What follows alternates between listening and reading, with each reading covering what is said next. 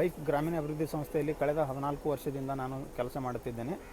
ನಾನು ಕಲಘಟಗಿ ತಾಲೂಕಿನಲ್ಲಿ ವಿಶೇಷ SGSY ಯೋಜನೆ ಅಡಿಯಲ್ಲಿ ನಾವು ವಾಡಿ ಅಂದರೆ ಏನು ಮಾವಿನ ತೋಟ 1 ಎಕರೆಯಲ್ಲಿ BPL ಫ್ಯಾಮಿಲಿಗೆ 1 ಎಕರೆಯಲ್ಲಿ 40 ಮಾವಿನ ಗಿಡಗಳನ್ನು ಹಾಗೂ ಕೃಷಿ ಹೊಂಡನ್ನು ಟ್ರಂಚನ್ನು ತೋಡಿಸಿ ಆಮೇಲೆ ಸುತ್ತಲೂ ಕಾಡು ಸಸಿಗಳನ್ನು ಬೆಳೆಸುವುದನ್ನು ಈ ಯೋಜನೆಯಲ್ಲಿ ಮುಖ್ಯ ಉದ್ದೇಶ. ಅದರಲ್ಲಿ ನಾನು ಕೆಲಸ ಮಾಡ್ತಿದ್ದೇನೆ. ಜಗತ್ತಿನಲ್ಲಿ ನೀರಿನ ಸಮಸ್ಯೆ ದಿನದಿಂದ ದಿನಕ್ಕೆ ಹೆಚ್ಚಾಗುತ್ತಿದೆ. ಅದಕ್ಕೆ ಮುಖ್ಯ ಕಾರಣ ಏನೆಂದರೆ ನೀರಿನ ಬಳಕೆ ವ್ಯವಸ್ಥಿತವಾಗಿ ಮಾಡಿಕೊಳ್ಳದೇ ಇರುವುದು ಒಂದು, ಮತ್ತು ಅದೇ ರೀತಿ ರೈತರಲ್ಲಿ ನೀರಿನ ಬಳಕೆ ಬಗ್ಗೆ ಅರಿವಿಲ್ಲದೆ ಇರುವುದರಿಂದ ಅತಿ ಹೆಚ್ಚು ನೀರನ್ನು ಬಳಕೆ ಮಾಡುತ್ತಿರುತ್ತಾರೆ. ಆದ ಕಾರಣ ಇದರಿಂದ ಅಂತರ್ಜಲ ಮಟ್ಟ ಕುಸಿಯುತ್ತಿದೆ. ಮುಂದಿನ ಜನಾಂಗಕ್ಕೆ ನೀರೇ ಸಿಗದೆ ಇರುವಂಥ ಪರಿಸ್ಥಿತಿ ಎದುರಾಗುತ್ತದೆ. ಅದಕ್ಕೆ ಆ ಪರಿಸ್ಥಿತಿ ಎದುರಾಗಬಾರ್ದಂತ ಅಂದ್ರೆ ಮುಂದೆ ನೀರನ್ನು ನಾವು ಮಿತವಾಗಿ ಬಳಸುವಂಥ ಕಾರ್ಯವನ್ನು ಕೈಗೊಳ್ಳಬೇಕು.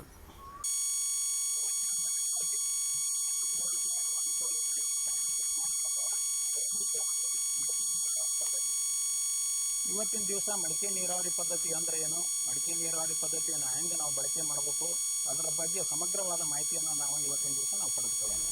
ನಮಸ್ಕಾರ. ನಮಸ್ಕಾರ. ನಮ್ಮ ರೈತರಿಗೆ ತಮ್ಮದು ಒಂದು ಸ್ವಲ್ಪ ಪರಿಚಯ ಮಾಡಿಕೊಡ್ತೀರಿ?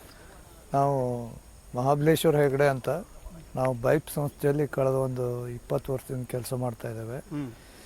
ಬೈಪ್ ಸಂಸ್ಥೆಯಲ್ಲಿ ಕಳೆದ 20 ವರ್ಷದಿಂದ ನಾವು ವಿವಿಧ ಯೋಜನೆಗಳಿಗೆ ಕೆಲಸ ಮಾಡಿದೆ. ಅದರೊಳಗೆ ಜಲಾನಯನ ಅಭಿವೃದ್ಧಿ ಯೋಜನೆ ಮತ್ತು ಈ ವಾಡಿ ಯೋಜನೆ ಅಂತ ಈ ಕಲಘಟಗಿಯಲ್ಲಿ 1 ಎಕರೆ ಪ್ರದೇಶದಲ್ಲಿ ರೈತರ ಹೊಲದಲ್ಲಿ ಮಾವಿನ ಗಿಡಗಳನ್ನು ಬೆಳೆಸುವ ಒಂದು ಯೋಜನೆಯೊಳಗೂ ಕೆಲಸ ಮಾಡ್ತಾರೆ. ಮಡಿಕೆ ನೀರಾವರಿ ಅಂದರೆ ಏನು, ಈ ಹಣ್ಣಿನ ಗಿಡಗಳಿಗೆ ಮಡಿಕೆ ನೀರಾವರಿಯಿಂದ ಏನು ಲಾಭ ಆಕೈತಿ ಅನ್ನೋದ್ರ ಬಗ್ಗೆ ಸಮಗ್ರವಾದ ವಿವರವನ್ನು ನಮ್ಮ ರೈತರಿಗೆ ತಿಳಿಸ್ಕೊಡ್ತೀರಿ? ಅವಶ್ಯಕವಾಗಿ ಮಾಹಿತಿ ತಿಳಿಸ್ತೇವೆ. ಮಡಿಕೆ ನೀರಾವರಿ ಪದ್ಧತಿ ಅಂದರೆ ಹಣ್ಣಿನ ಗಿಡಗಳಿಗೆ ಬೇಕಾಗುವಂತಹ ನೀರನ್ನು ಹನಿ ಹನಿಯಾಗಿ ಪೂರೈಸುವಂಥ ಮಡಿಕೆಗಳಿಂದ ಪೂರೈಸುವಂತಹ ಪದ್ಧತಿಯನ್ನೇ ಮಡಿಕೆ ನೀರಾವರಿ ಪದ್ಧತಿ ಅಂತ ಹೇಳ್ತಾರೆ. ಕೆಲವೊಬ್ಬರು ರೈತರು ನಮ್ಮ ಹೊಲದಲ್ಲಿ ನೀರಾವರಿ ಇಲ್ಲ ಅಂದರೆ ಅವರು ಕೊಡಗಳಲ್ಲಿ ನೀರನ್ನು ಹೊತ್ತು ಹಣ್ಣಿನ ಗಿಡಗಳಿಗೆ ನೀರನ್ನು ಹಾಕ್ತಾ ಇರ್ತಾರೆ. ಇದರಿಂದ ಅವರಿಗೆ ಶ್ರಮನೂ ಜಾಸ್ತಿ ಆಗ್ತದೆ, ಮತ್ತು ಶ್ರಮ ಜಾಸ್ತಿ ಆಗೋ ಸಂಗಡ ಈ ಕೂಲಿ ಆಳಿನ ಸಮಸ್ಯೆ ಇರೋದರಿಂದ ಅವರಿಗೆ ಸಮಯಕ್ಕೆ ಸರಿಯಾಗಿ ನೀರು ಹಾಕ್ಲಿಕ್ಕಾಗದೆ ಅಥವಾ ಹಣ್ಣಿನ ಗಿಡಗಳಿಗೆ ನೀರನ್ನು ಒದಗಿಸ್ಲಿಕ್ಕಾಗದೆ ಹಣ್ಣಿನ ಗಿಡಗಳು ಹಾಳಾಗುವಂಥ ಸಾಧ್ಯತೆ ಜಾಸ್ತಿ ಇರ್ತದೆ.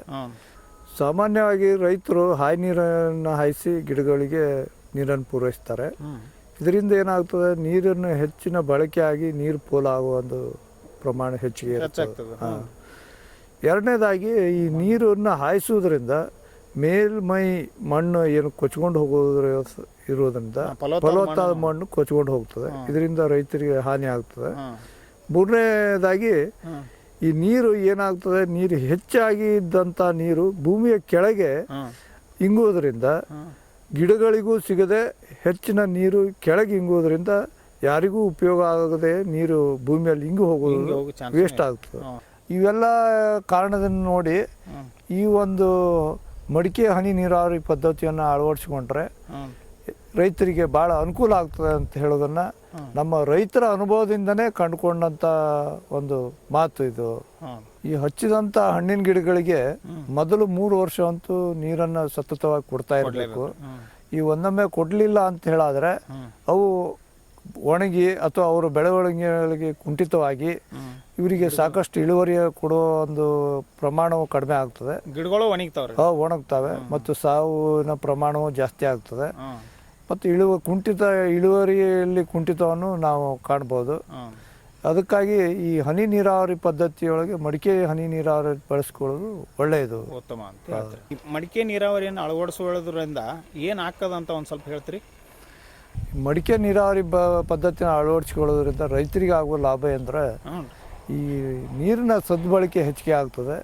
ನೀರಿನ ಸದ್ಬಳಕೆ ಅಂದರೆ ನೀರಿನ ಒಂದು 50% ನೀರನ್ನು ಇವರು ಉಳಿತಾಯ ಮಾಡ್ಕೋಬೋದು. ಈ ಬೇಸಿಗೆಯೊಳಗೆ ಗಿಡಗಳು ಒಣಗಿ ಸಾವನ್ನಪ್ತವೆ. ಆ ಒಂದು ಪ್ರಮಾಣವನ್ನು ಈ ಹನಿ ನೀರಾವರಿ ಪದ್ಧತಿಯಿಂದ ತಡೆಗಟ್ಟಬಹುದು. ಮೂರನೇದಾಗಿ ಹನಿ ನೀರಾವರಿ ಪದ್ಧತಿ ಅಳವಡಿಸಿಕೊಳ್ಳೋದ್ರಿಂದ ರೈತರಲ್ಲಿ ಹೊಲದಲ್ಲಿರುವಂತಹ ಗಿಡಗಳ ಬೆಳವಣಿಗೆ ಒಳ್ಳೆಯದಾಗಿ ಅವರು ಮುಂದಿನ ದಿನಗಳಲ್ಲಿ ಒಳ್ಳೆ ಇಳುವರಿಯನ್ನು ಪಡೆಯಲು ಸಾಧ್ಯತೆ ಇದೆ. ಕಾಣ್ಬೋದು. ಕಾಣ್ಬೋದು. ಹಾಗಾದ್ರೆ ಈ ಮಡಿಕೆ ನೀರಾವರಿನ ಯಾವ ಥರ ಅಳವಡಿಸ್ಕೋಬೇಕು ಅನ್ನೋದ್ರ ಬಗ್ಗೆ ನಮ್ಗೊಂದು ಸ್ವಲ್ಪ ತಿಳಿಸ್ಕೊಡ್ತೀರಿ ರೈತರಿಗೆ? ಅವಶ್ಯಕವಾಗಿ ಇದ್ರ ಬಗ್ಗೆ ತಿಳಿಸ್ಕೊಡ್ತೇವೆ.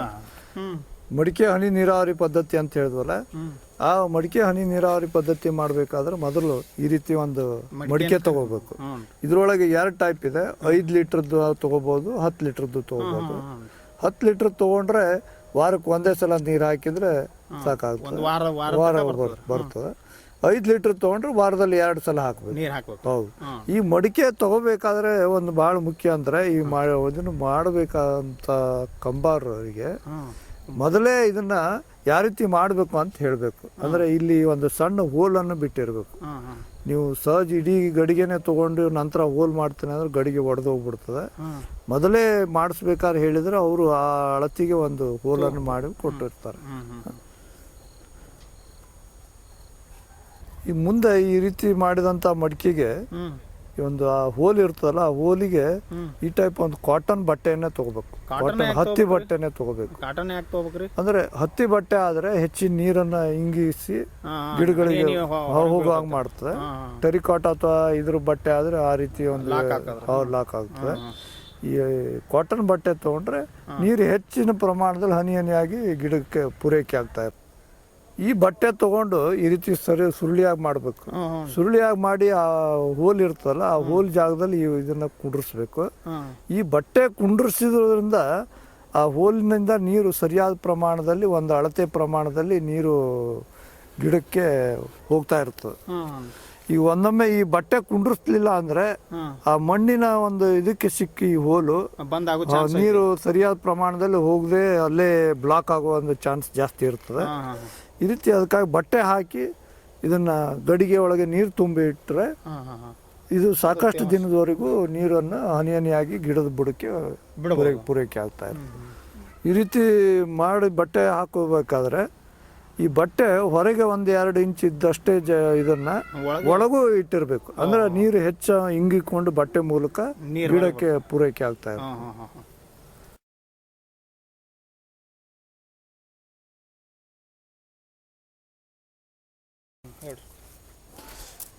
ಈ ಗಿಡ ಬುಡದಲ್ಲಿ ಯಾವ ರೀತಿಯಾಗಿ ಮಡಿಕೆ ಇಡಬೇಕು ಹೇಳೋದನ್ನು ನಾವು ಈಗ ತೋರಿಸ್ತಾ ಇದ್ದೇವೆ. ಈ ಮಡಿಕೆ ಎಷ್ಟು ಇದೆಯೋ ಅಷ್ಟೇ ಒಂದು ವೃತ್ತಾಕಾರದಲ್ಲಿ ಒಂದು ಗುಂಡಿಯನ್ನು ತೋಡಬೇಕು. ಮತ್ತು ಅದು ಗಿಡಕ್ಕೆ ಭಾಳ ಸಮೀಪ ಇರಬೇಕು. ಗಿಡದ ಒಂದು ಪಕ್ಕದಲ್ಲೇ ಬರೋ ಹಾಗೆ ನೋಡಿಕೊಂಡು ಈ ಗುಂಡಿಯೊಳಗೆ ಮಡಿಕೆಯನ್ನು ಕೂಡಿಸ್ಬೇಕು. ಆ ಮಡಿಕೆ ಮುಕ್ಕಾಲು ಭಾಗದಷ್ಟು ಭೂಮಿಯಲ್ಲಿ ಒಳಗಿರ್ಬೇಕು, ಭೂಮಿಯ ಒಳಗೆ. ಆಮೇಲೆ ಅದಕ್ಕೆ ಸುತ್ತಲೆಲ್ಲ ಮತ್ತೆ ಏನು ಮಾಡ್ಬೇಕ್ರಿ?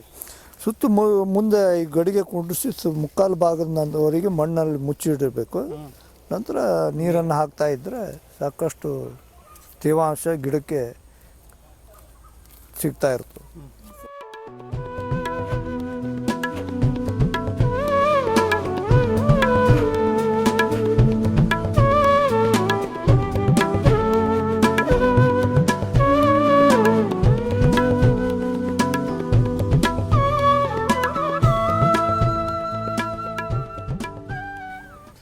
ಈ ರೀತಿ ಗಡಿಗೆ ಮುಕ್ಕಾಲು ಭಾಗದವರೆಗೆ ಭೂಮಿ ಒಳಗೆ ಇರಬೇಕು. ಈ ರೀತಿ ನೀರನ್ನು ಗಡಿಗೆ ಒಳಗೆ ಹಾಕಿ ಇಟ್ಟರೆ 1 ವಾರದವರೆಗೆ ಆ ಗಿಡಕ್ಕೆ ನೀರನ್ನು ಕಂಟಿನ್ಯೂಸ್ ಆಗಿ ಒದಗಿಸ್ತಾ ಇದ್ದಂಗೆ ಆಗ್ತದೆ. ಇದ್ರ ಮ್ಯಾಗ ಮುಚ್ಚಬಹುದನ್ರಿ? ಈ ರೀತಿ ಮುಚ್ಚೋದ್ರಿಂದ ಬಿಸಿಲು ದಿನದಲ್ಲಿ ಆವಿಯಾಗಿ ಹೋಗುವಂಥ ಪ್ರಮಾಣವನ್ನು ತಡೆಗಟ್ಟಬಹುದು.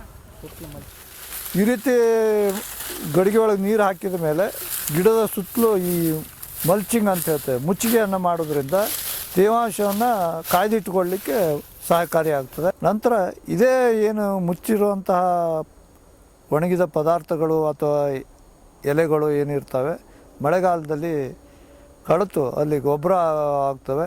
ಇದರಿಂದ ಗಿಡಗಳಿಗೆ ಗೊಬ್ಬರವನ್ನು ಕೊಟ್ಟ ಹಾಗೆ ಆಗ್ತದೆ. ಈ ರೀತಿ ಮುಚ್ಚಿಗೆ ಎಲ್ಲ ಮಾಡಿದ ಮೇಲೆ ಪ್ರತಿ ಗಿಡಗಳಿಗೆ ಈ ರೀತಿ ಒಂದು ನೆರಳನ್ನು ಮಾಡೋದು ಭಾಳ ಮುಖ್ಯ. ಈ ರೀತಿ ಎಷ್ಟು ವರ್ಷ ಮಾಡ್ಬೇಕ್ರಿ ಅದು? ಇದನ್ನ 3 ವರ್ಷದವರೆಗೆ ಮಾಡಿದ್ರೆ ಭಾಳ ಒಳ್ಳೇದು. ಅದು ಯಾವ ಕಾಲದಲ್ಲಿ ಮಾಡ್ಬೇಕ್ರಿ? ಇದು ಬೇಸಿಗೆ ದಿನಗಳಲ್ಲಿ ಮಾಡಬೇಕು. ಮಾತ್ರ ಮಾಡ್ಬೇಕು. ಹೌದೌದು.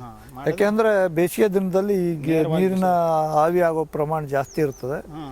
ಈ ಆವಿ ಆಗುವ ಪ್ರಮಾಣವನ್ನು ಕಡಿಮೆ ಮಾಡಬೇಕು ಅಂದರೆ ಈ ರೀತಿ ಒಂದು ಶೇಡ್ ಅಥವಾ ನೆರಳನ್ನು ಮಾಡೋದು ಉತ್ತಮ.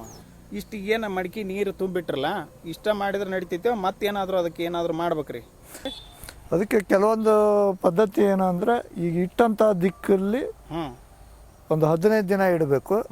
ನಂತರದ 15 ದಿನ ಅದರ ವಿರುದ್ಧ ದಿಕ್ಕಿನ ಗಿಡದ ಪಕ್ಕದಲ್ಲಿ ಇಟ್ಟರೆ ನೀರು ಎಲ್ಲಾ ಭಾಗದ ಬೇರುಗಳಿಗೂ ಸರಿಯಾದ ಪ್ರಮಾಣದಲ್ಲಿ ನೀರು ಬರ್ತದೆ ಅಂತ ಸಿಗ್ತದೆ.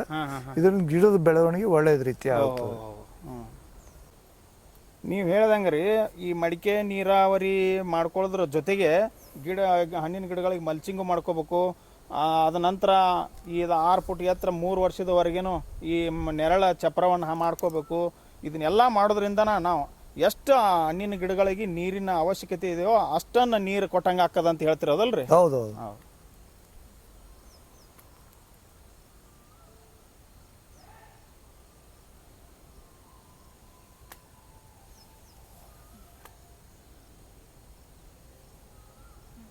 ಇಷ್ಟೊತ್ತಿನವರೆಗೆ ನೀವು ಈ ಮಡಿಕೆ ನೀರಾವರಿ ಹಾಗೂ ಮಲ್ಚಿಂಗ್ ಆಮೇಲೆ ಚಪ್ರ ಇದನ್ನೆಲ್ಲ ಮಾಡೋದ್ರಿಂದ ನೀವು ನೀರನ್ನು ಹೇಗೆ ಅದಕ್ಕೆ ಬಳಕೆ ಮಾಡ್ಕೋಬೇಕು, ಹನಿ ನೀರಾವರಿ ಬಗ್ಗೆ ಭಾಳ ಸಮಗ್ರವಾದ ಮಾಹಿತಿಯನ್ನು ನೀವು ಇಲ್ಲಿವರೆಗೆ ತಿಳಿಸ್ಕೊಟ್ರಿ.